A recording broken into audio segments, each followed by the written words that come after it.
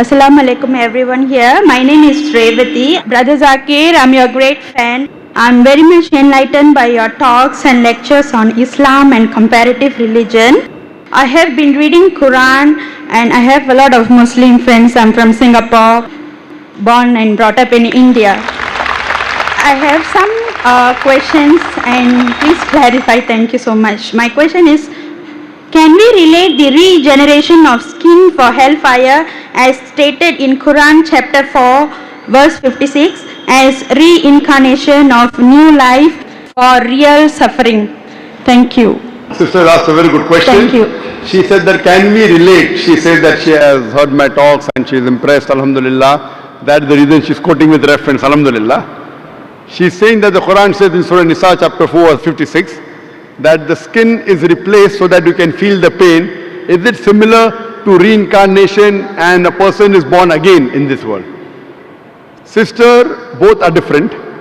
What Quran says in Surah Nisa chapter 4 verse 56, as to those who reject our signs, we shall cast them in the hellfire, and as often as their skins are roasted, we shall give them fresh skin so that they shall feel the pain.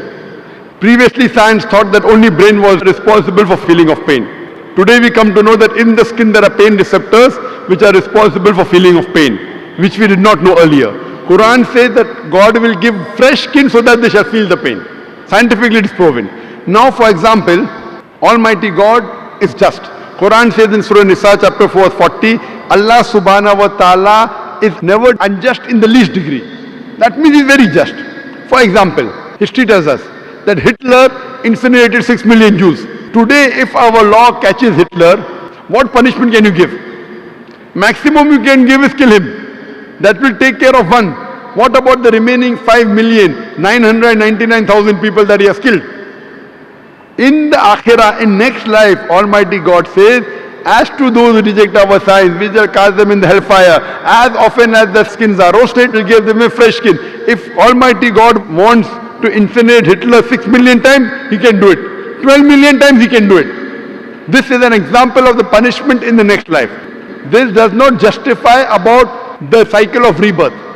This cycle of rebirth, sister, if you read in the Vedas, Veda is the most authentic book amongst all the Hindu scriptures. The Veda speaks about Punarjanam. In Rig Ved, volume number 10, Punarjanam. Punar means next, Janam means birth. Even we believe in next birth. Even Quran talks about next life. Once we die, we'll be resurrected on the day of judgment. Same thing Veda says. Punarjanam means next life. But the scholars of Hinduism, they came out with a philosophy known as Samskara. Samskara in Hinduism, it is the cycle of birth, rebirth, birth, rebirth, birth, rebirth. This is nowhere mentioned in the Veda. Veda speaks only about next life, which even Quran speaks. But the scholars of Hinduism could not justify how people are born. Some people are born handicapped, some people are born in poor family, some people are born with congenital heart disease. So God cannot be unjust. So to justify the justice of God, they come with a new philosophy called as samskara, cycle of birth, death. Maybe in their previous life, they did some wrong deed, therefore they are born handicapped. This is the philosophy of the Hindu scholars, not of the scripture. Your Vedas are very explicit, Punarjanam, next life.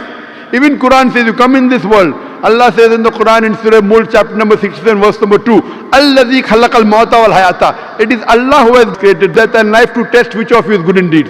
So this world you have only life once.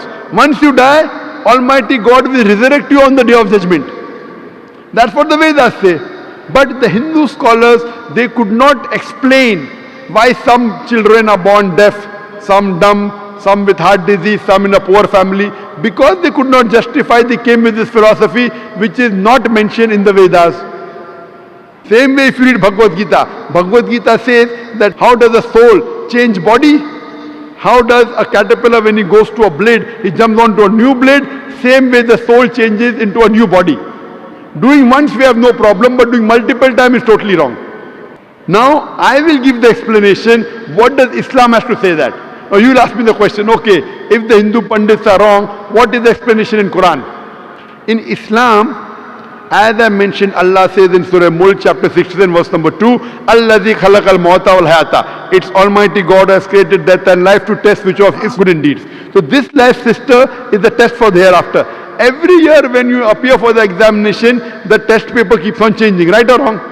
You can't have the same paper. Similarly, Almighty God tests different people in different ways. The Quran says your children are a test for you. Quran says your wealth is a test for you. So Almighty God makes some human beings born poor, some rich. For the rich people, they have to give zakat. In Islam, every rich person who has a saving of more than 85 grams of gold, he or she should give 2.5% of that saving every lunar year in charity called as zakat. Poor man, there is no zakat. He gets 100 out of 100 marks in zakat. The rich man, if he doesn't give zakat, he'll get 0. If he gives half zakat, he'll get 50%. We say, Arey, garib hai, arey, poor man. That poor man is good, in akhirah is passing. So poverty is a test, wealth is a test. Whether do you follow the commandment of Almighty God. The Quran says even your children are a test. Maybe there's a couple who's very pious. To that couple is born a baby who has congenital heart disease. That baby has done no sin. Quran says every child is born as a masoom. Every child is born sinless. It is a test for the parents. That do the parents yet have faith in Almighty God?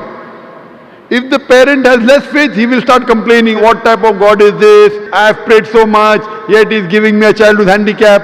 A good Muslim, he will say, Alhamdulillah, praise be to Allah. He will accept it.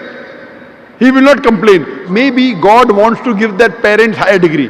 If you pass your bachelor's in arts, easy test, you get bachelor's degree.